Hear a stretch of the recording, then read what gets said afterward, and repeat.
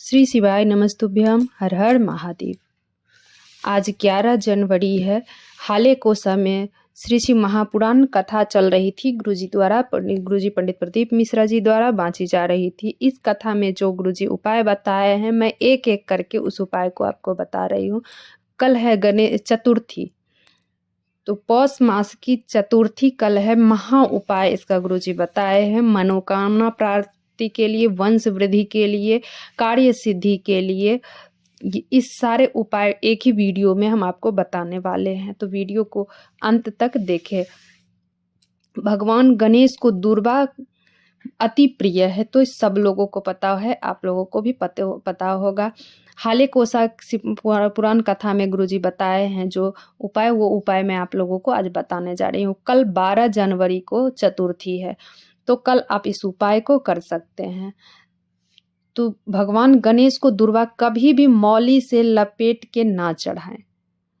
दुर्वा कभी भी मौली से नहीं लपेटनी चाहिए।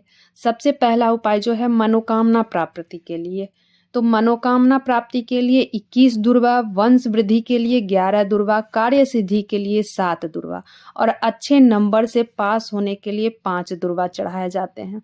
अब किस किस तरह से इस दुर्वा को किस जगह पे चढ़ानी है आपको, अगर आप मनोकामना पूर्ति के लिए उपाय कर रहे हैं, मनोकामना पूर्ति, आपकी कोई कामना पूर्ति नहीं हो रही है, तो आपको दुर्वा चढ़ा रहे हैं, तो 21 दुर्वा आपको चढ़ाना है। मनोकामना पूर्ति के लिए आपको लेनी है 21 दुर्वा। ध्यान रहे, दुर्वा मौली से कभी ना लपेटे। 21 दुर्वा जो आपने लिए हैं, दुर्वा से ही दुर्वा को बांधे। आप आपके आसपास जो भी शिवालय हो, आप वहाँ पे चले जाए, भगवान भोलेनाथ का पूजन कर, जिस तरह से भी आप पूजन अर्चना करते हैं पूजन करें। फिर आप गणेश जी का पूजन कर, जो आपने 21 दुर्वा लिए हैं वो दुर्वा भगवान गणेश जी महाराज को चढ़ा दे। अब आपको ये दुर्वा चढ़ानी कहाँ है?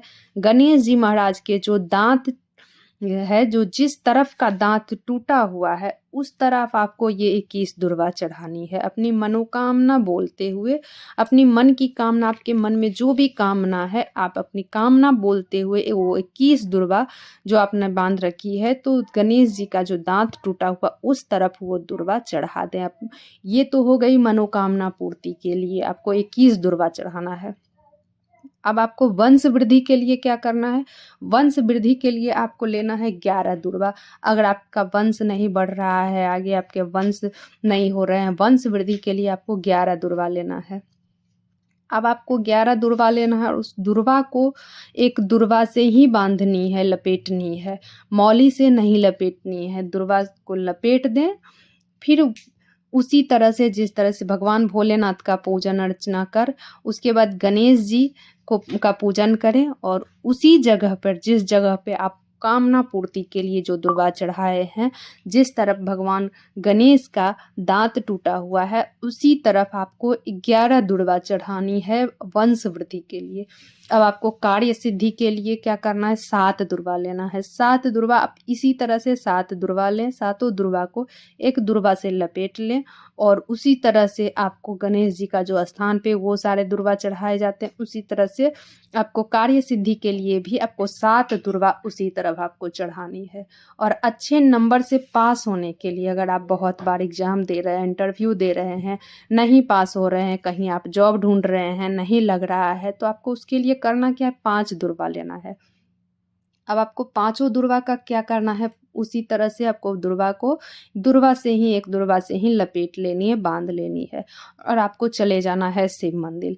तो पहले शिव जी का पूजन अर्चन कर, उसके बाद भगवान गणेश का पूजन अर्चना करके दीपक प्रज्वलित करें, जिस तरह से भी आप करना चाहते हैं पूजा कर लें। फिर आपको वो पांचों दुर्वा जो आपने लिए हैं, 5 दुर्वा को आपको भगवान गणेश का जिस तरफ दांत टूटा हुआ है उस तरफ आप अपनी कामना बोलते हुए, जिस भी एग्ज़ाम के लिए जा रहे हो, तो आप ये उपाय करके जो जाए तो आपकी ज़रूर ये एग्ज़ाम में पास हो जाएंगे अच्छे नंबर से। तो आपको पांचों दुर्वा आपको भगवान गणेश के जो दांत टूटे हुए उस तरफ आपको ये जो भी उपाय करनी है, तो उसी तरफ आपको ये दुर्वा चढ़ानी है।